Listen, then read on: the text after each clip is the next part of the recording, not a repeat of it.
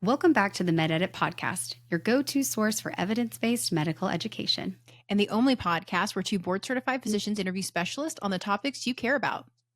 It is estimated that about 15 million people suffer a stroke each year, and 5 million die as a result. It's actually the number 5 cause of death and the leading cause of disability in the United States. Fortunately, we have Dr. Cari Hendley with us today, and she's going to give us some facts about stroke that could potentially help you save a patient or a family member. For our second half of today, we are actually keeping her around to tackle another highly requested topic from our listeners that's based in neurology, migraines. As migraine sufferers come into our clinics all the time talking about all of these symptoms, and we really want to provide some relief. So stick around and hear that part of the episode as well. Well, we've got a lot to cover, so let's get started. We're your hosts, Dr. Cari Sorrell and Dr. Jessica Gray. Welcome to the MedEdit podcast. Toss endless online searching to the curb. Let us edit out the noise and bring you medicine without misinformation. Welcome to the MedEdit podcast. Dr. Hendley is a board-certified movement disorder specialist here in Lubbock at Covenant Health. She's also the president of the Texas Neurologic Society. We are so happy to have her here to tackle all the important information about strokes and migraines. Welcome to the podcast, Dr. Hendley. Thank you. Thanks for having me.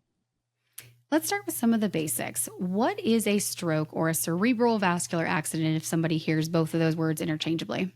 Yes. So, yeah, stroke and cerebral vascular accident is a medical condition where blood supply to part of the brain is either reduced or interrupted, preventing that brain tissue around that blood vessel from getting the oxygen and nutrients it needs, thus leading to death of that brain tissue. That's a great explanation for it. I don't think I've ever heard one better. And as we know, not all strokes are the same. So let's tell us about some of the different types of strokes that we hear about. Right. So the most common type of stroke, accounting for about 80% of strokes that we see, are what we call ischemic. And so an ischemic stroke is actually the artery supplying the tissue is blocked, usually from a clot. And then it causes, again, death around that artery. About 20% of the other strokes are what we call hemorrhagic. So that's a rupture of the vessel supplying that area, often caused from things like very elevated blood pressure or an aneurysm, sometimes trauma. And then even more commonly, patients hear what we call TIA. And TIA for a neurologist is fairly specific. It stands for transient ischemic attack. And these are symptoms that would account for an almost stroke, or some people call a mini stroke, or maybe a temporary reduction in the blood flow around that area, and can cause symptoms that look like a stroke that are often resolved and leave no residual or permanent damage to the patient. So what you're describing, most people think strokes are really scary. They are. They're definitely scary. And so especially if you've had a family member that's passed away after one, or they've had residual deficits for a long time. And we've all talked about these things. And I think we've touched on in a few other episodes that there's risk factors that you can modify. We are always talking about modifiable risk factors and prevention. So from your expertise as a neurologist, what are some risk factors for stroke that a person can do to modify their own risks? And what risk factors or things that we cannot control? Yeah, definitely. There are absolutely what we call modifiable risk factors, and these are going to be the common ones that we think about, and we'll have some overlap even in cardiovascular disease. So the big ones would be high blood pressure, diabetes, high cholesterol, smoking, illicit drugs. That can be a big risk factor for stroke. And then some that are less modifiable, and we would even put atrial fibrillation, which is a cardiac arrhythmia, a big risk factor for stroke. Genetics can also play a role. Some people have what we call a hypercoagulable state, or for reasons that may or may not be known, their blood is thicker and tends to clot more readily, which can lead to stroke. Age is a risk factor for stroke. Being male has a slightly higher risk, although females tend to have more severe strokes and strokes later in life.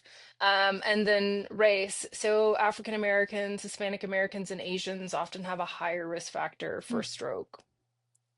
That's a really good point, especially the ones, because we do focus a lot on what women's health topics as well, understanding that the women's health risk, that they have a more severe version of stroke is obviously a huge thing that I don't think most people know about, right? Yeah. I agree. And Right. we just like to make things difficult. So we want it to be atypical. Same thing with chest pain. We More just like to make, Yes. complicated, yeah, right? more complicated, We're right? special. Right. Well, I think if there's anything we really want listeners to take away from this episode, it's going to be what we're about to cover. Okay. So, what are the symptoms of stroke that everyone really needs to know, whether you're a healthcare provider or not? Sure. So, right, the inherent definition of stroke is it's a sudden onset. And so that's important to know. Stroke is something that's going to happen out of the blue. And, people even say, oh, the family member, they were completely fine. And then, and so that's kind of pathognomonic for stroke. And so a sudden onset of what we call neurologic deficits. That respect a vascular territory. That just means, it sort of maps out on the brain and can be usually symptoms on one side of the body. So facial drooping, weakness on an arm and a leg, the abrupt inability to speak, oftentimes sudden onset of severe dizziness, nausea, and vomiting. And at that point, with those symptoms, an immediate call to 911 should be made, and not trying to necessarily wait it out and or see. Because at that point, time is brain, and getting to your closest emergency room is super important at that time. So, and I think one thing I'm kind of diverting for a second, I've got two thoughts too, is Hmm. that I've heard people, because you hear about taking an aspirin, when you're having a heart attack, right? We know that's part of our protocol in the hospital, but I've heard people be like, well, if I'm having a stroke, do I need to take an aspirin before I go to the hospital? Same thought process is what people get when they have a, heart attack. That would not be recommended Hmm. actually, mainly because we don't know if it's an ischemic type of stroke or hemorrhagic. And so potentially, aspirin in the wrong type of stroke could be detrimental. So don't worry about taking anything. Just pick up the phone and call 911 and get to the hospital. Perfect. I think that's a good clarification because I have had Hmm. some patients who have been overly worried about that, say, well, do I need to have some aspirin on hand? So I think that's a great clarification. Hmm. The other thing is that people listening, maybe even gotten this far in the episode, are like, well, I'm young. I don't have to worry about having a stroke. Can you maybe help us a little bit dispel some of the thoughts that, this is Yeah. only something that happens to old people?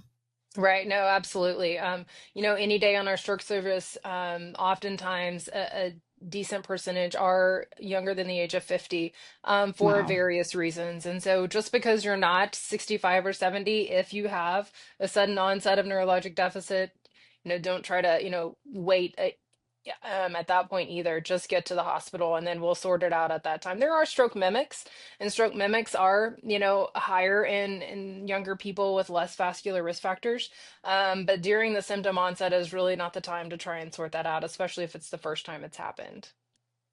Okay, so obviously very important for everyone to pay attention to. Hmm. So let's say that you as a specialist see someone in the emergency center and you're concerned for a stroke. What does the workup look like to confirm a diagnosis? Yeah, so we have, most hospitals have activations, because the hospitals in the emergency room know that time is brain, and the sooner that we can assess a patient that's potentially having a stroke, the better. Important to treating the stroke is actually the timeline of events. And so we do immediately need to know things like what we call last known well, because that timeline does help us decide if the patient qualifies for acute. Um, Treatment that we can offer within 4.5 hours of symptom onset or last known well. Um, Medical conditions that they have, current medications that they're on. So if someone is on blood thinners or certain medications, they may or may not qualify for certain interventions. So really getting a history, and we have tips and techniques and personnel there, whose really their main job is to get that information because it definitely drives our ability to treat a stroke quickly. They are immediately taken to the CAT scan, to try and tease out, is this, the hemorrhagic type of stroke, or do we believe it's an ischemic type of stroke?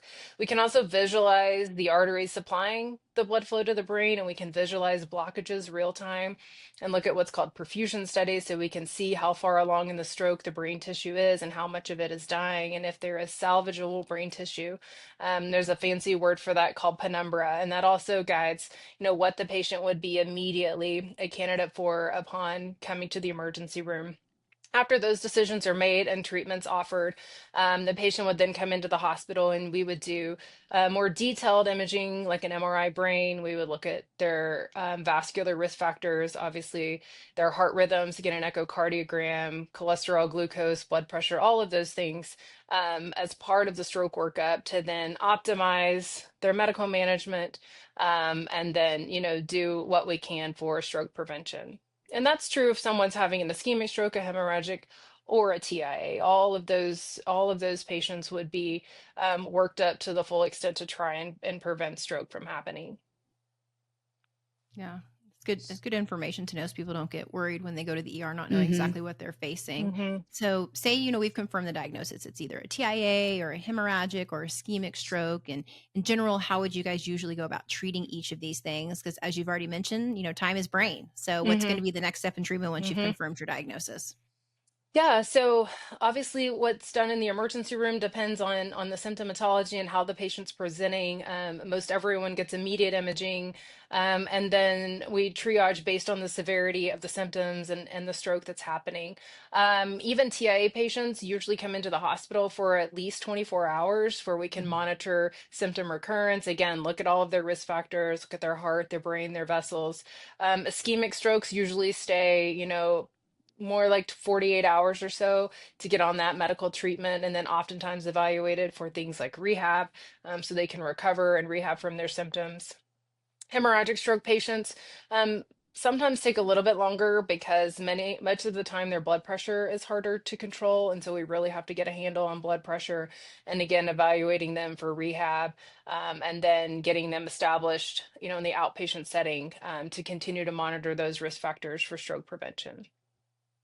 So you kind of already touched base on some of these things already, but talking about there's short-term and long-term management. You talk about Mhm. rehab, that's obviously short-term, but may have some longer-term management to it as well. Are there any other long-term management for stroke or, you end up having a stroke? How do you prevent having another one? Or you have a TIA, your risk is higher for a stroke later. What do we do to Mhm. tailor that for each person?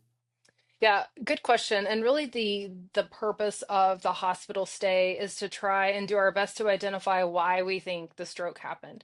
And so, we categorize stroke into certain categories such as small vessel disease. So these would be patients who have blood pressure, diabetes, high cholesterol, and they would be really need modifiable risk factors and getting them set up on a medical regimen and then plugged into a primary care clinic if they don't have that for regular and routine maintenance on their health, every 3 to 6 months or whatever is determined by their primary care.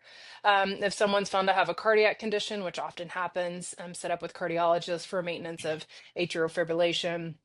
And then looking at other risk factors. So if they're smoking or using illicit drugs, obviously efforts made to assist with that. Even things like obesity, sleep apnea, those lifestyle factors, talking about how we can modify that. Because stroke, is a chronic disease and is something that we anticipate the patient, regardless of age, to continue to manage lifelong and work to prevent.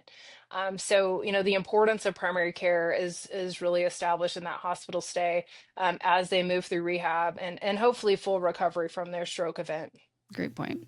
Yeah. I think really the second thing we really want listeners to take away from this episode, or at least this first part, is we talked about risk factors, but what did you say, Dr. Hendley, is the one thing that if anyone's listening that they can tell people or do themselves to prevent a stroke? For even you as a neurologist, Yes. like what is on your Right. list for you personally that you're like, hey, this is the one thing I do for me as a physician, even. Well, number one is to stop smoking if you are, Hmm. and then illicit drugs. Obviously, I mean those are big red flags, and almost certainly your risk is really high if those are things that you're consuming. Maintaining wellness with a primary care doctor, I can't overestimate. A lot of patients come in and we say, "Do you have any medical problems?" Like, "Oh no, I have no medical problems." So then my follow-up question is, "Do you see a doctor?" And Yeah. oftentimes oh no, I don't see a doctor. It's like, okay, well then we don't know if you have medical problems. And so Hmm. many times their first sign that they have several of these risk factors is a stroke. And that's just not the first time that you're going to want to find out. You need to manage your blood pressure, diabetes, cholesterol, your heart condition. And so if you're not established with a primary care for more regular wellness, all of the screenings and the prevention that our primary care team is doing so well, I think that would be number one. In fact, I just had my annual wellness last week, so even the neurologist is doing that. Um, and then getting, really aggressive. Don't underestimate the importance of good sleep. And so obstructive sleep Mm. apnea, maintaining, generally an ideal weight and lifestyle factors that it's hard to do living in West Texas. But we can't overestimate the importance of regular attention to general wellness for prevention of stroke and other important health conditions. I think that's amazing to focus on. I don't, if we could count, I mean, the number of times we've said prevention, prevention, prevention. And Hmm. right here, we're talking to a neurologist who has every disposal, every medication at your disposal, but we're not talking about medications. We're talking about the Right. lifestyle measures. And so right now in this day and age, everyone's talking about how doctors are just, pushing Yeah. pills, and we're not treating the source of the problem. Here we have our neurologist telling Right. us how to treat the source of the problem. We just spent an entire first half of this episode talking about modifiable preventative lifestyle factors that make a huge difference. I mean, it's right there. So I appreciate you being able to, talk to us about that, because it is what sometimes they say we're not pushing enough, and it is the most modifiable thing we could do right now, preventing stroke. So Right. I love Right. it. Thank you. Agree. So we're going to switch gears. Let's go talk about migraines, because I don't think I can go a day in my clinic without at least talking about migraines a few times. So Right. migraines are obviously much more common than maybe people think. And Hmm. it affects more than 12% of the US adult population that we found. More than 1 billion people are living with migraines worldwide. Dr. Hendley, you are a neurologist. You treat migraines. What is a migraine, and how can we differentiate it from just a regular headache? Yeah, sure. As with most things in neurology, I wish we had, a biomarker for things like Hmm. migraine. And so we could, test everybody who came in with a quote headache and or migraine to confirm or, rule out migraine. But we don't. And so as with most things in neurology, it's a clinical diagnosis, but migraine is a neurological condition. It is an ongoing medical condition that consists of recurring, usually intense headaches, along with other physical symptoms that come on, last anywhere from like 4 to 72 hours, usually a unilateral throbbing type headache with photosensitivity, fatigue, difficulty concentrating. There are different variations on migraine, different risk factors for migraine, which I'm hopeful and I know that we'll get into. Um, but it does often take time to establish a diagnosis of migraine, and offer the treatments that we have to narrow it down to a diagnosis of migraine.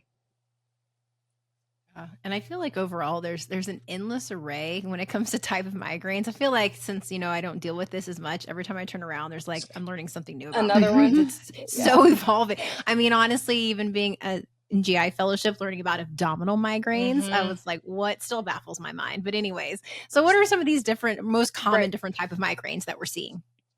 So probably something right off the bat, migraine with aura is one of the Hmm. most common. And we can talk about aura, which is sort of this prodrome of physical symptoms. It can be visual, it can be systemic, it can be, cognitive. It can last for 5 to 60 minutes, followed by migraine.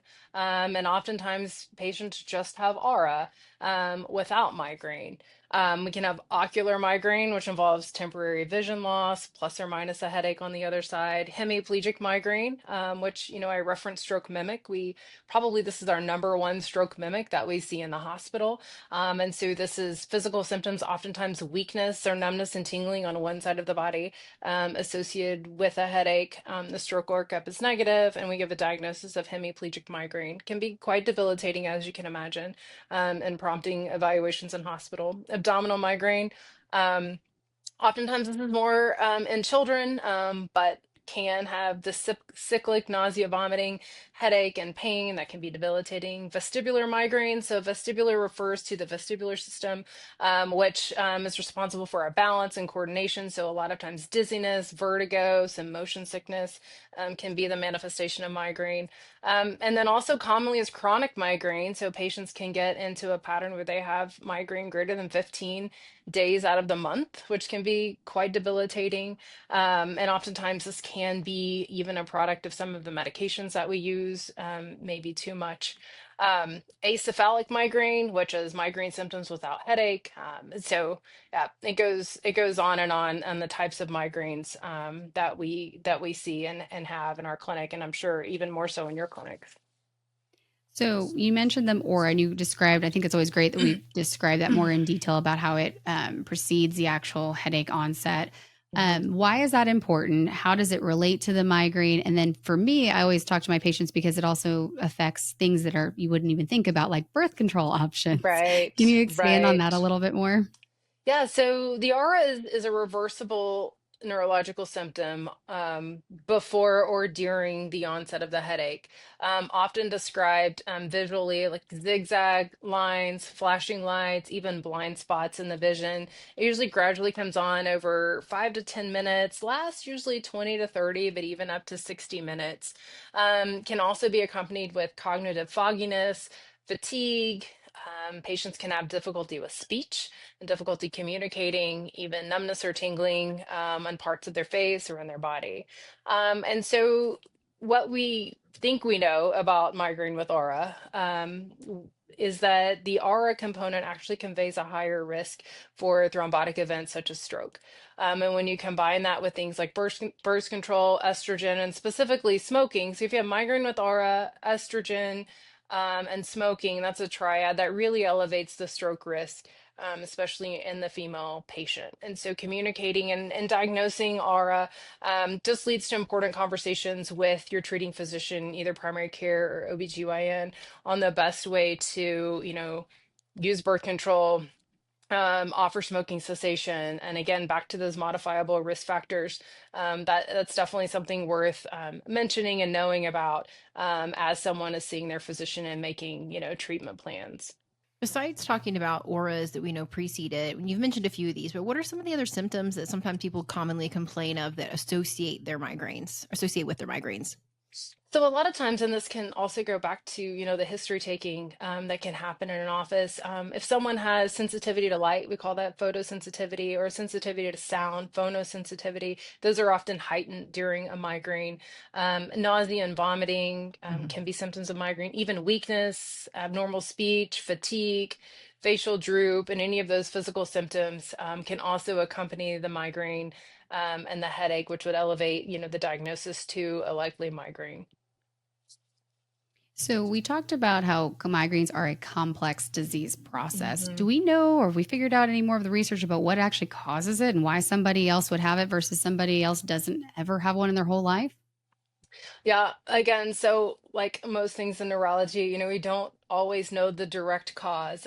There is a lot of research in migraine, and thankfully this has been a diagnosis that has even expanded lately, not only with understanding but also with treatment options. Thank goodness for our patient Hmm. population. And so there's fancy words like what we call cortical spreading depression, which is this a wave of electrical activity that we think triggers pain signals throughout the brain that can lead to the aura. And we do know that changes in the brain definitely affect the nerves and the blood vessels. Um, Neurotransmitters like serotonin have been shown to be low, which can create an expansion of the blood vessels, which also triggers pain. And then activation of what we call the trigeminal nerve. We have two of those, one on each side of the face, that can send pain signals that activates pain to the head and the face. Um, we do know that there's, a genetic predisposition oftentimes to migraine, and so it can run in families, especially if both parents have migraine. There's a good likelihood that children of those parents will also experience migraine as well. I mean, that makes sense. Yeah, no, for sure.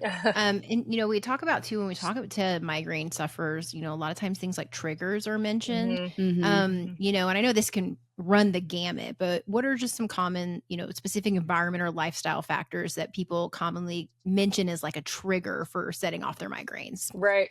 So a big trigger, especially in females, which is where, the majority of the migraine population is hormones Hmm. and their menstrual cycle. And a lot of times, women can time out migraine um, close to their menstrual cycle and even, mid-cycle. And so treatments can be tailored to those triggers. Food and drink, so red wine oftentimes triggers migraine, and then some additives like MSG.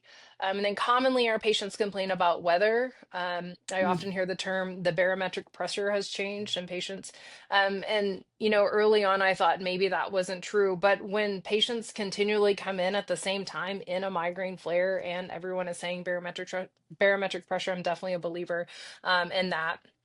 Stress, both emotional, physical, mental stress, and oftentimes what I like to call the stress letdown. So someone's Mhm. been through a stressful work week, and they sort of recover, get a good night's sleep, bam, the migraine comes on, seemingly out of the blue. But then reflecting back over the last 7 to 10 days, it can make sense that the migraine came out. Sleep disturbances, dehydration, changes in meals, any event. And that's where migraine diaries can be helpful for patients to keep and try and identify some of these triggers as much as we can to then, either modify or, prevent. I think that's a really good point. So let's say you see someone complaining of migraines. What questions do you ask to necessarily confirm the diagnosis? We've done a lot right now talking about making sure it's Hmm. really a migraine and not something else. Hmm. Yeah, so definitely I think just trying to get a history and get a pattern of, the symptoms itself. What's the timing? When does it come on? Is there any relation to, the things that you have going on in the month? Can you reflect back on sleep, on dietary habits, on emotional stress? What are associated symptoms that you're having during this time? Any of those additional physical symptoms? And then, even importantly, like what relieves it? Oftentimes, migraine patients get relief with a cold, dark space. Sleep often relieves migraine, and so moving into those areas of their house or in their workspace, it can give them relief. Can be sort of clues that this is likely a migraine that's happening and not other types of headache, tension headache or otherwise. Great. So we kind of talked about what migraines are, how we diagnose this, what we need Hmm. to exclude. So let's touch on treatment. So we know generally Sure. for migraines, we get into our acute treatments and then our kind of preventative medication. So what are Hmm. some of the, acute treatments we generally use when a migraine is happening? Right. So, when we talk about treatment, similar to stroke, we like to talk about pharmacological and non-pharmacological. Mhm. So, for everyone individually in a migraine, um, things like moving to a dark room, depriving of sound, light, hydration, sometimes sleep, that can be as effective as any pill you can take. But the acute treatment of migraine, although it has expanded, even our oldies but goodies are still helpful. So, over-the-counter NSAIDs can be helpful, such as ibuprofen, Aleve, using the triptans and the DHE, which are older medications, and those in combination. Anti-nausea medicine can be helpful. And then, even lately, over the last few years, we have newer classes of medication called G-PANTs and Ditans that can be used for acute rescue. And so, the closet and the sample closet for migraine rescue is really expanded, thankfully, and some work better for some patients than others. And a lot of times, under supervision with your physician, is just trying, what works for you. Um, and then, moving even into preventative treatments, if you can identify triggers, which is always the key. And a lot of times migraine patients can identify triggers. They're not always avoidable, right? If we could always avoid the stress in our life and the crazy work week and, trying to work and manage a household, that would be nice, but we can't. But identifying those, even, things like red wine, certain foods and avoiding those can be helpful. Getting your regular sleep schedule, exercise, maintaining an ideal body weight also can be helpful. Meditation, yoga, things like that are very much important and should be, in the forefront of managing migraine. But again, we also use older medications. So classes like beta blockers, antidepressants, anti-seizure drugs are often very effective at managing migraine, calcium channel blockers, and that we call the CGRP inhibitors, which come both in injectables and oral medications, and even moving into infusions now. The migraine treatment options have really expanded. We do botulinum toxin injections for migraine, which is very effective. And oftentimes it's going to be, finding the recipe, as I like to say, which is a combination of, a handful of these for the migraine patient, kind of depending on where they are in their disease state. Mentioning recipes, I have to ask this because I saw it on TikTok. Okay. And we Oh, do a lot of, okay. social media stuff here. So Yes, you have to yes. tell me about this McDonald's Coke and French fry combo that everybody talks about with headaches. It's something about salt and then caffeine or something, like the Oh, combination of the two, that there was somebody recommending, like, if you have a headache, go get a large Coke and a large fry from so, McDonald's. so I do think, the caffeine electrolyte replacement Mhm. is, yes. I don't know that I would go to McDonald's for that though. I think maybe there would be better options that you could have on hand. But if it's an excuse to do that, then Yeah, and it makes you that's feel it. better, why not? Right. Yeah. I mean, maybe it's all placebo from comfort. I don't know. Right, Plus the right, electrolyte and the caffeine. I just thought that was really right. interesting. I saw someone in the drive-through talking about how that's one of their like abortive treatments that they Nice, use in nice. migraines. Maybe they So left their Funny. stressful environment and that's actually why they yeah, did it. I There don't they're you know. go. happy. They're in a happy place, right? Right, right. I love it. Well, thank you so much for this information for our neurology episode today. If our listeners take away anything today, it's that we hope that you can identify a stroke, know what you can do to reduce your risk for stroke or a loved one's risk for stroke. And also, we've definitely helped define the differences between migraine and just a headache. And there are treatment options like Dr. Henley talked about. We have so many better options. I used to hate seeing migraine patients in Right. the primary clinic, hated it, but now we have more options. And so it really is much better. So if you're still struggling with migraines, you may want to come back to that table with your primary care physician or your neurologist and have more of a discussion about maybe things have changed as well. But thank you today for joining us, Dr. Henley. We've learned so much. Absolutely. Thank you so much. And thanks everyone for tuning in. Don't forget to subscribe, follow us on Instagram and TikTok, and let us know what other topics you'd like to cover. We'll see you next time on the MedEdit podcast. Thank you for listening to the MedEdit podcast. Please click the follow button to be notified when more episodes become available. For more information about this episode and to find out how you can reach Dr. Cari Sorrell and Dr. Jessica Gray, please visit today's show notes. Be sure to follow us on our socials, Facebook, Instagram, and TikTok to stay up to date on all things the MedEdit podcast. The information and content has been made available for informational and educational purposes only and does not constitute a physician-patient relationship. If you need medical advice or help, please contact your personal physician. The views and opinions of the guests do not necessarily reflect the views of Dr. Jessica Gray or Dr. Cari Sorrell. This podcast should not be considered an alternative to medical advice or diagnosis or confirmation of an illness or disease. Please seek help from your personal care practitioner. Thank you for listening and tune in next time.